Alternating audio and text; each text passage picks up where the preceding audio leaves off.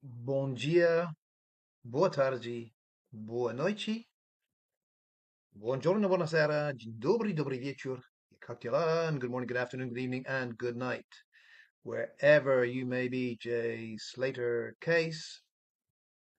And yet again, I want to dip into the comment section of the This Morning show on ITV. The comments are absolutely fascinating. I did a previous video today where I mentioned something about the plethora of comments by people that don't normally engage in the typical accident group against foul play group debate.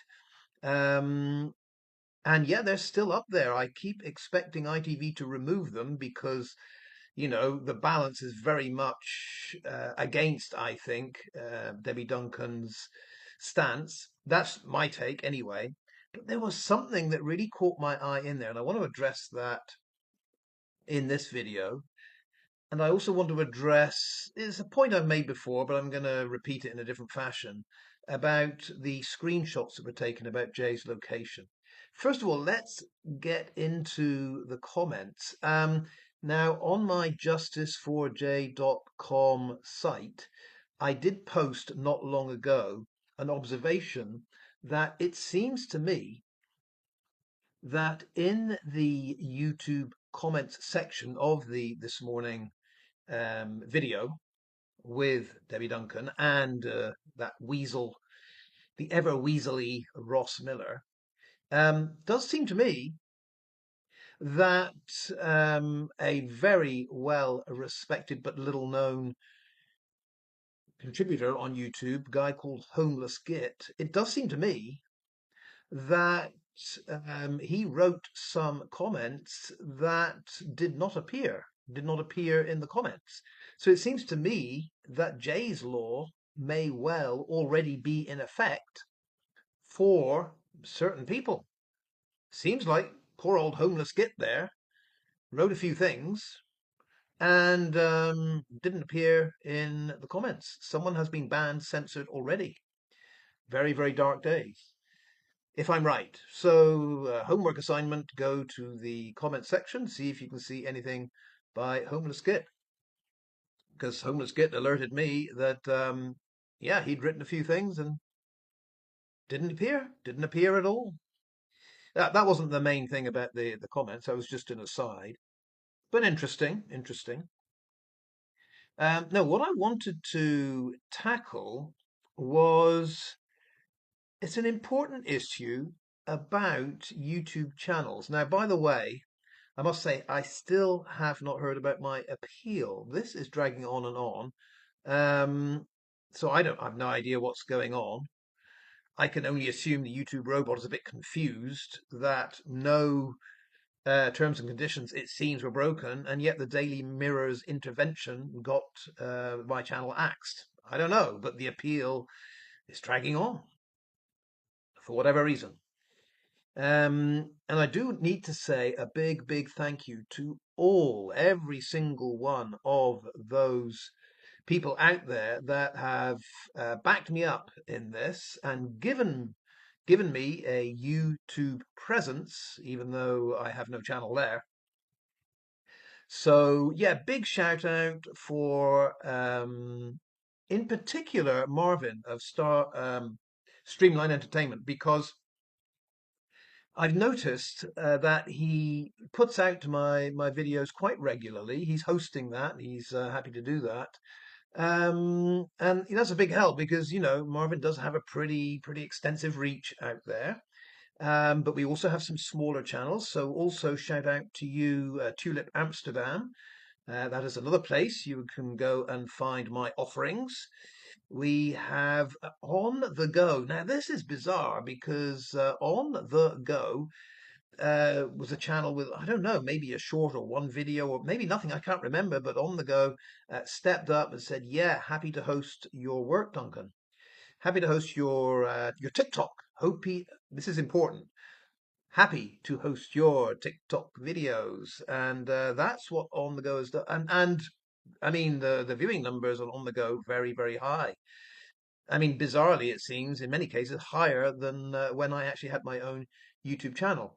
So indicates maybe a lot of new people joining. I think some people do. I know this sounds weird, but I think some people will click on and watch some of my video on one channel and then go to another one just for support to get the numbers up there. That's the feeling I get.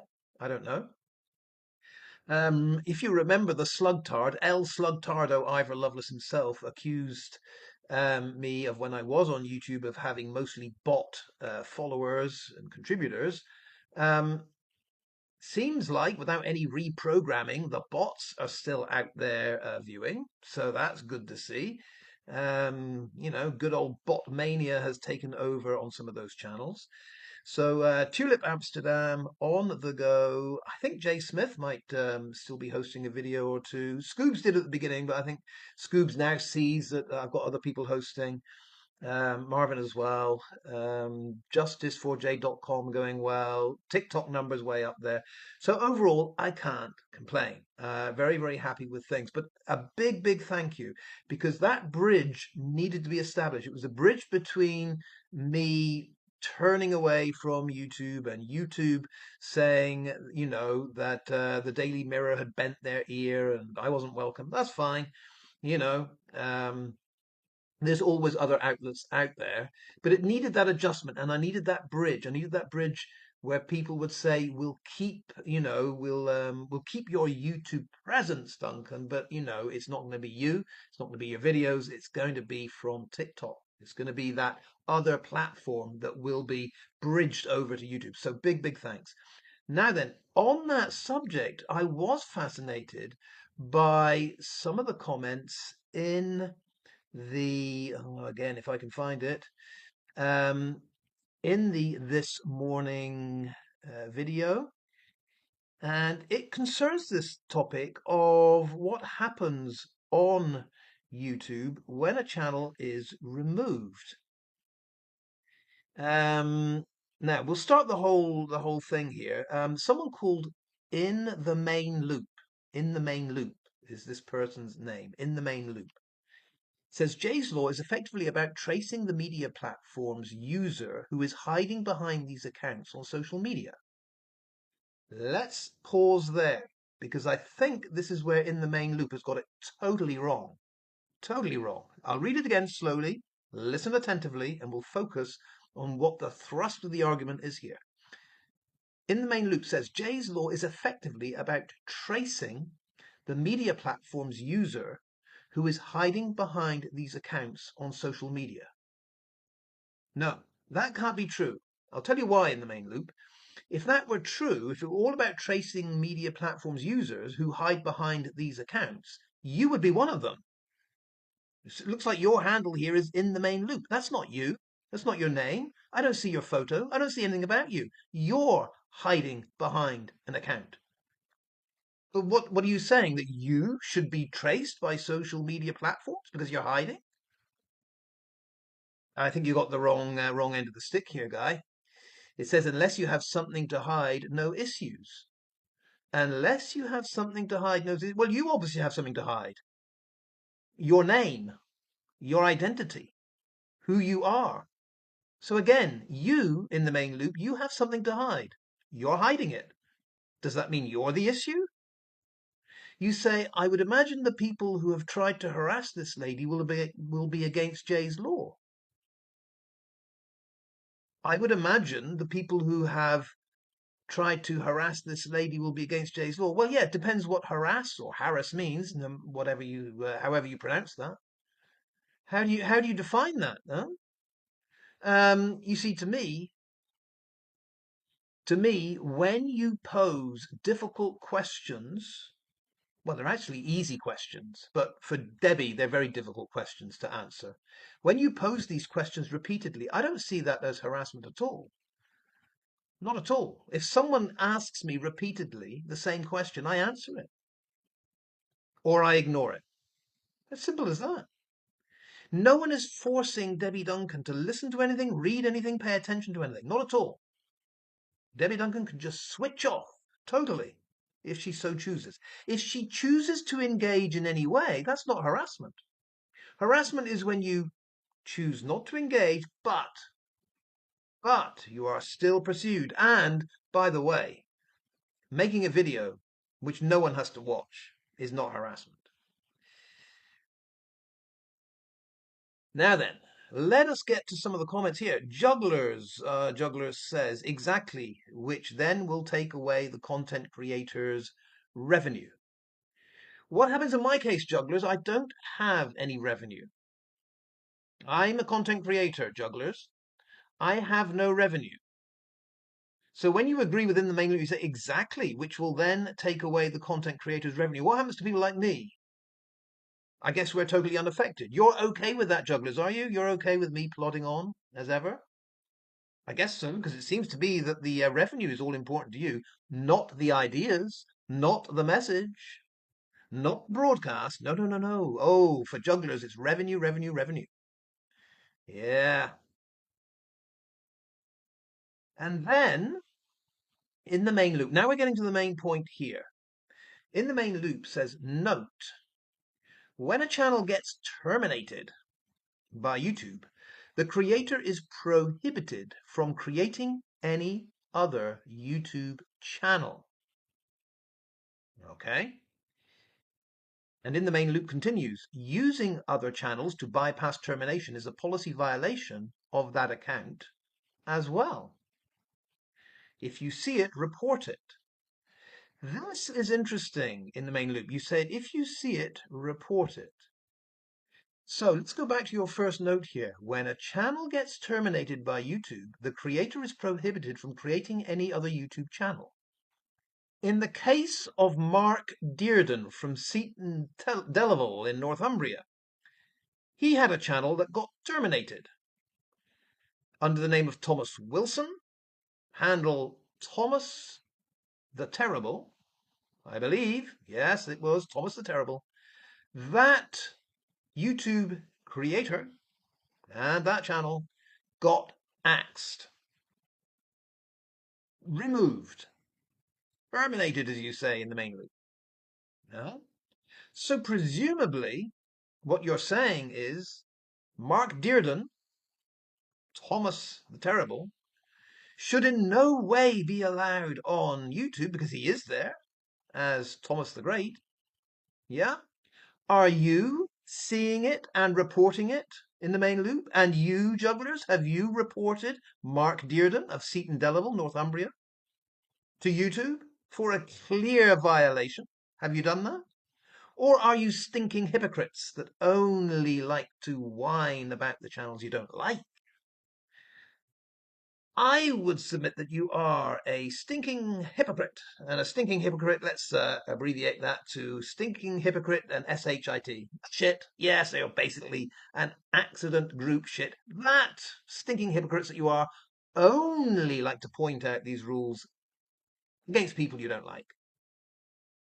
The second point that in the main loop says, using other channels to bypass termination is a policy violation of that account as well. But I don't see any using other channels to bypass termination here. You see, I do see it in Thomas the Terrible, Thomas the Great, Thomas Wilson, Mark Dearden's case, because what happened in his case was his channel was removed, copyright violations, gone, axed, terminated.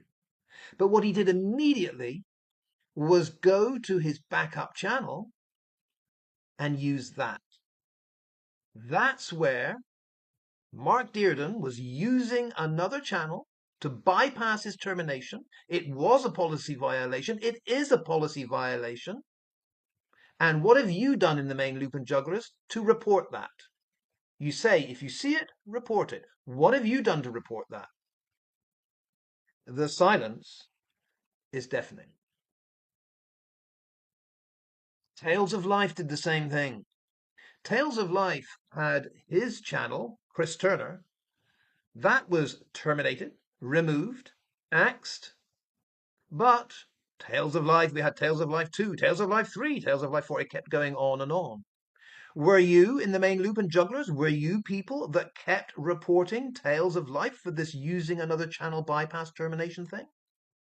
I don't think so. No, no. You are shits. Stinking hypocrites. Well, let's see how Jugglers responds to this. Jugglers says, yes, we have reported them all for harboring a fugitive. F-U-G-U-T-I-V. That's fugitive, isn't it? Fugitive with an I. Fugitive. Jugglers lists these so-called harboring a fugitive types, and he's reported them. Scoobs, Noble, Marvin, Lovely Jan's View. He reported all of them. Again, Jugglers, did you report? Mark Dearden, Thomas Wilson, Thomas the Great, Thomas the Terrible? Reported him. Tales of Life, did you report him? Are you consistent in your argument, or are you a shit, a stinking hypocrite? Yeah, but I think they've missed the point here. You see, in the case of those that are hosting my TikTok videos, I am not using them in any way, and they are not being used in any way. And I am not using another channel, another channel from me, Duncan Smith, to host anything. These good people have agreed, and I've given them permission to do so, to take a TikTok video. And I hasten to add, on TikTok, I have never, ever had any termination, any violation. I think I had one warning way back in the John George case for something I said.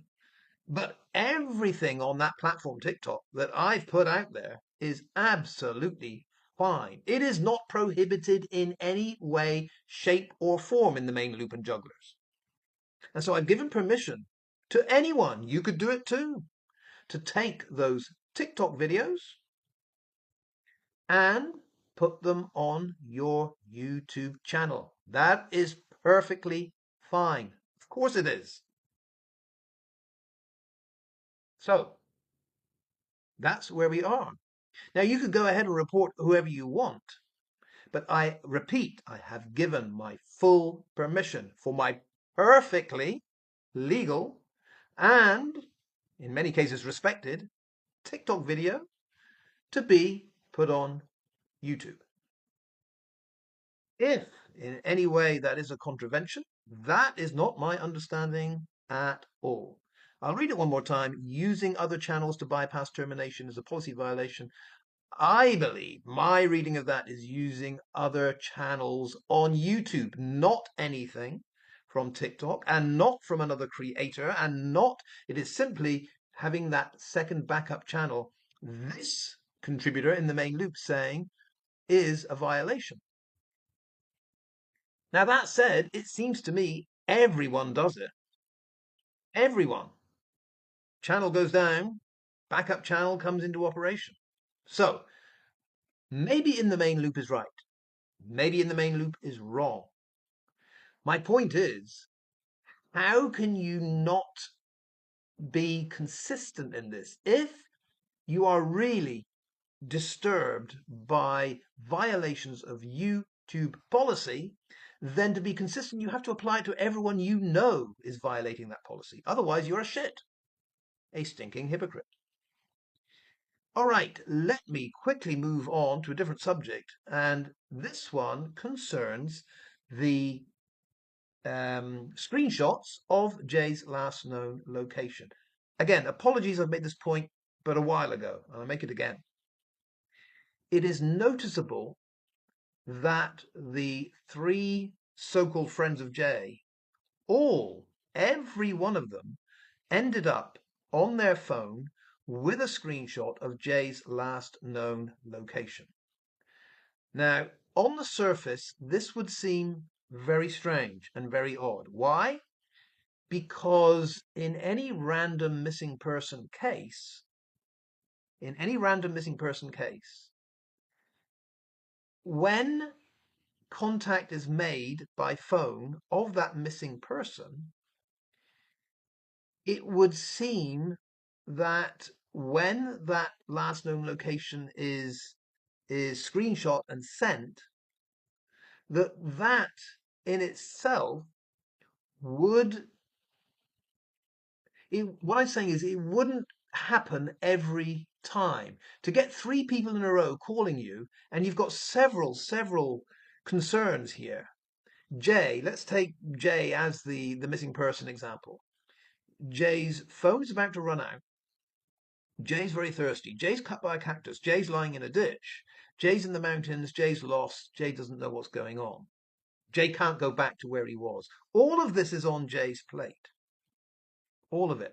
For all of those subjects to be tackled equally, you would think that other priorities would come ahead of the send us your screenshot thing. But what actually happens is none of the things that are about to, I guess, really put Jay in trouble, and that would be his lack of water and his phone about to die, and lost in the mountains if he were lost in the mountains, but he wasn't, he was by a road. All of that should be the priority of the people talking to him. What I'm saying is it's very strange that Brad didn't urge Jay to do everything in his power to go back and get his phone charged. That would have saved Jay's life, surely. Same thing with Brandon. Brandon did not urge Jay to go back to just go back to the road where he was and get his phone charged. He didn't do that either. Lucy didn't do that either. In her brief call at 8:50, Lucy did not say, "You've got to find a place to charge that phone. That is your lifeline." None of them urged Jay to do that. But weirdly, they all urged Jay to get to them a screenshot of his exact location. It's not a bad idea if the result of getting that screenshot of Jay's last known location resulted in saving Jay. What is really weird is in all three cases, all three demanded the same thing, got the same thing, and then did nothing with it, with that information, to save Jay. That, in all three cases. My point is here, you could understand it with one person, but with all three, you got 100% record here of all of them focusing on a priority that I don't think was the priority, getting what they wanted, and then doing nothing with it. 100% record on that. This is what makes no sense. And going back to the comments of the This Morning show video, this question is never ever answered. Two or three commenters made this point. That we have the answering group saying all the facts are out there, everything's been answered, nothing to see here. And the most obvious question, why did none of his friends, and in previous video, I've added Debbie Duncan, Rachel Hargreaves, Ophelia, Ayub, Rocky, why did none of them, out of these 6, 7, 8 people, none of them went to where Jay was? Why did none of the friends with that screenshot take that information to go to Jay? Because Jay is obviously not missing. They know where he is. When you know where someone is, that person is not missing. They might be in danger. They might be a distance from you, but they're not missing. Not one of his friends went there to find him. Why? Why do we have no answer to that? Why is it that the accident group refuse to even consider an answer to that? Why don't they offer us a plausible explanation? They never do. They look the other way. And it's because they keep looking the other way. It's because Debbie keeps looking the other way. It's because Zach keeps looking the other way. Because Warren keeps looking the other way. It's because they keep looking the other way that we keep asking the same question. 2 years on, 3 years on, 4 years on, 5 years on, this never ends because the most obvious questions are never answered. The accident group that say all the facts are out there are lying to you. They're not. In fact, the most basic facts are not out there. No one knows to this day why Jay went to Masca. No one knows why he left the Airbnb. No one knows why he left the road. No one knows why he went off piste. No one knows why he was on top of a ridge and fell down. No one knows any of that. None of the key facts are out there. But the main point I wanted to reiterate was there's a very good reason why those friends needed that screenshot of where Jay's last location was. And it's this simple fact. In the early hours of this debacle, in the early hours of Jay's in big trouble, in the early hours of, is Jay going to die? The most important thing for the three friends, Lucy, Brandon, and Brad, the most important thing for them, so that they avoid any accusations of being involved in any killing or any responsibility for what happened to Jay, is to make sure that they have concrete, foolproof evidence that Jay, when he died, is over here and they are over here. If Lucy, with her telephone, can be identified as being located here, and evidence on her phone shows Jay's over here, there is no way that Lucy can be connected to the death of Jay. They're too far away. Lucy cannot be directly responsible for anything. That geographical distance says, I'm here, he's there, therefore wasn't me that did anything. Yeah? We had this with Ayub. As Ayub said, as soon as his door was shut and Jay's left his place, and Ophelia said, I saw that boy up the road, and Lucy said, yeah, Jay and I stayed in the same place overnight. Ayub's out of this. Ayub's got that 100% right. As soon as his door was closed and Jay's walking away and Ophelia says, I saw him up the hill, Ayub doesn't need a screenshot. His alibi is perfectly in place. I'm in the Airbnb. Ophelia saw him up the hill. Therefore, Ayub says, I cannot be involved in the death of this boy. That's his alibi, if you like, his way out. Brandon, Brad, same thing, same situation as Lucy. Officer, this shows you that Jay was here. This on my phone, this screenshot shows you that I was here. Therefore, I cannot possibly be involved in anything connected with the death of that person that's geographically so far away from me. This is, basic court evidence, if you like. Separation, that geographical separation, that spatial separation between he died over here, I was over here, therefore I couldn't be a killer, right? I repeat, all three friends made sure they secured exactly that piece of information on their device so that when the police talk to them, the police can see, I see, you're here, he's there, that's you, out of any immediate investigation into who might have killed the boy. Yeah, crime investigation 101, I know, but it has to be stated.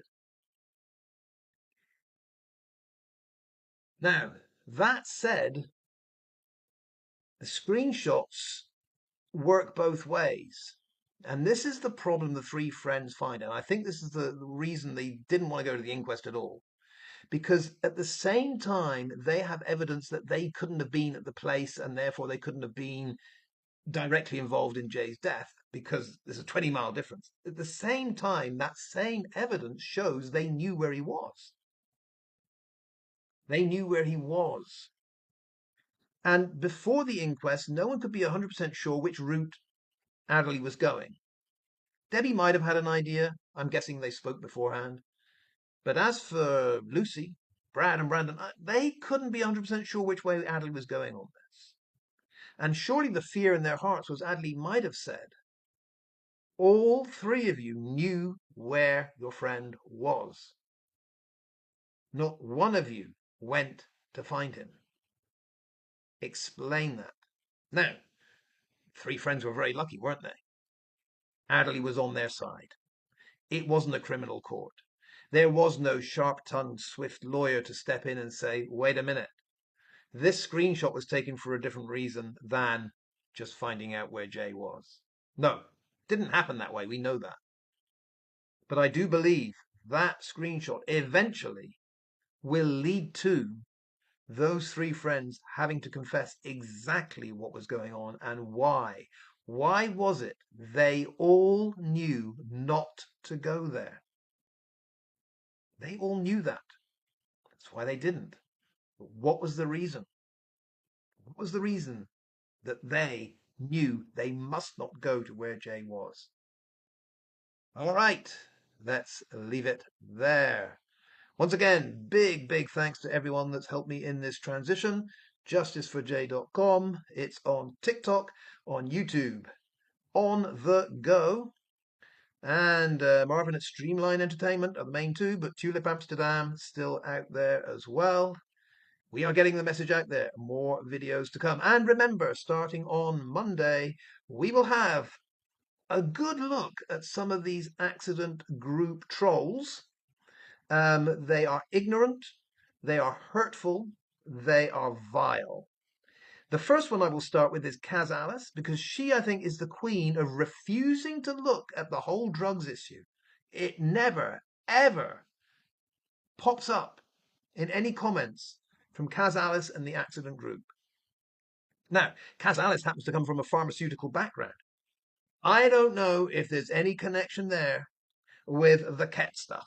I don't know, but I will speculate, and Kaz Alice, I am allowed to speculate. That's exactly what I will do.